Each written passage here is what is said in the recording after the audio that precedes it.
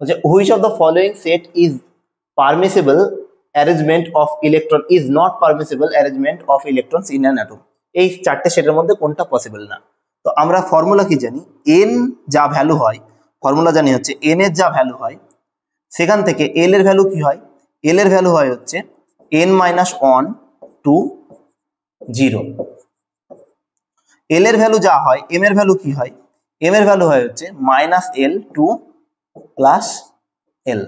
আর S এর value কি হয়, প্লাস হাফ বা মাইনাস হাফ, যে কোনো একটা হতে পারে। তাহলে দেখো এখানে যদি এন এর ভ্যালু 5 হয় তাহলে এল এর ভ্যালু কত হতে পারে, n মাইনাস 1 টু 0, তার মানে কি 5 হতে পারে। এল এর ভ্যালু যদি 3 হয় তাহলে এম এর ভ্যালু 0 পসিবল, এস এর ভ্যালু হাফ পসিবল, তাহলে এটা অ্যান্সার নয়। সেকেন্ড হচ্ছে এন এর ভ্যালু কত দেওয়া আছে, দেখো 3, এন এর ভ্যালু যদি 3 দেওয়া থাকে তাহলে এন এর ভ্যালু 3 দেওয়া আছে, তাহলে এল সমান কি n মাইনাস 1, তাহলে কত 3 মাইনাস 1 সমান 2, তাহলে এল 2 পসিবল। এল এর ভ্যালু যদি 2 হয় তাহলে এম এর ভ্যালু কি হবে, এম সমান হচ্ছে minus L two plus L, তাহলে এল এর ভ্যালু যদি 2 হয় তাহলে এম এর ভ্যালু কখনোই -3 হতে পারে না, তার মানে কোনটা ভুল আছে, এইটা, তার মানে এইটাই অ্যান্সার।